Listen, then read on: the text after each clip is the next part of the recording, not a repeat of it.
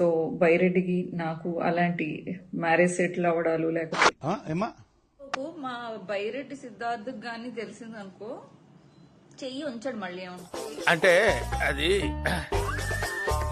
దేనికంటే వీళ్ళు అంటేనేమో అందరికీ కోపం వస్తుంది, అందరూ లేకపోతే రిలేషన్షిప్ లో ఉండటాలు ఇలాంటివన్నీ ఫేక్ ప్రచారాలు మానుకోండి. ఏది బాబుజీ ఇదే, ఏది టార్చర్ మనకి.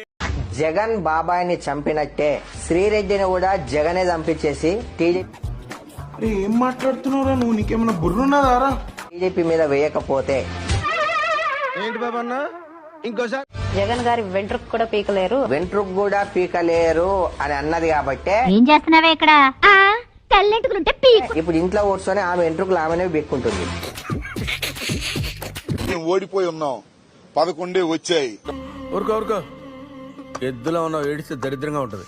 వాళ్ళు 11 రావచ్చు, ఒకప్పుడు 151 వచ్చాయి. ఇవే తగ్గించుకుంటే మంచి.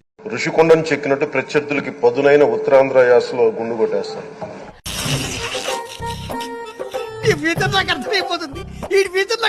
ఒకటే బాధేస్తా ఉంది సార్, ఇకపైన మీకు తిట్టే అవకాశం లేకపోవడం. ఒకటేనా? అవును బే, మేమంతా సోషల్ వర్కర్స్. కానీ ఇక మీద సభలో ఎవరు తిడుతున్నా దాన్ని ఆఫ్ చేసే బాధ్యత మీ చేతిలోనే ఉంది, మీరే మైక్ ఆఫ్ చేయాలి. ఏం ఫీల్ ఉన్నది మామయ్య?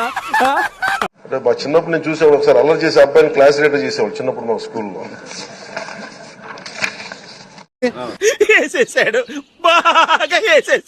ఈ రోజు వరకు మీ అవతారం ఒకటి, ఈ రోజు నుంచి మీ అవతారం మార్చాలి.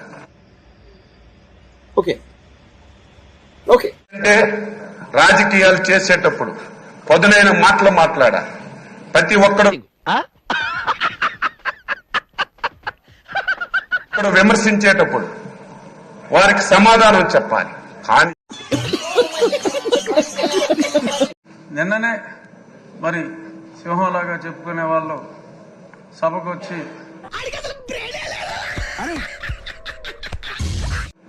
వారి పేరు కూడా మర్చిపోయేలాగా అన్నారు. వారి పేరు కూడా మర్చిపోయేలాగా అన్నారు. తెలుగు రాదు, ఇంగ్లీష్ రాదు సన్న. ఎందుకంటే అయ్యన్న పాత్రుడు గారిని సభాపతిగా అనుకుంటున్నారని అప్పటికే తెలిసిపోయింది కాబట్టి మరి వాళ్ళ పేరు కూడా మర్చిపోయే పరిస్థితి వచ్చింది. అంచేత వాళ్ళు నాకు ఈ టార్చర్ ఏంట్రా?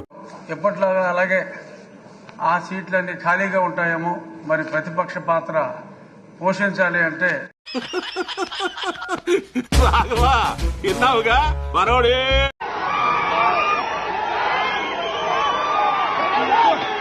అయ్యి బాబోయ్, పిచ్చి బాగా ముదిరిపోయిందిరా మీక.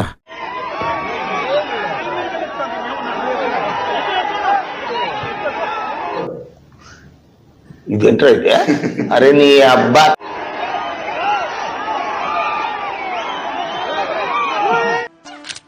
కార్మిక కిరణం కరిగిపోయింది, పేదల ఆశాజ్యోతి ఆరిపోయింది. ముద్రగడ్డ పద్మనాభం గారు ఎవరైనా ఈరోజు కామెంట్ చేశారు మొన్న కూడా, ఈరోజు ఈ డిస్కషన్ లోనే ఏదో తేడాగా 60 ఏళ్ళలో ఎవరైనా షష్టి పూర్తి చేసుకుంటారు, ఆయన 70 ఏళ్ళలో బారసాలు చేసుకున్నాడు.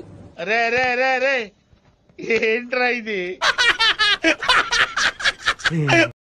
ఆయన పవన్ కళ్యాణ్ గారి గురించి, కాపుల గురించి మాట్లాడుతూ ఈ రోజు కాపులకి నేను ఏం చేయలేకపోయిన అసమర్థుల్ని.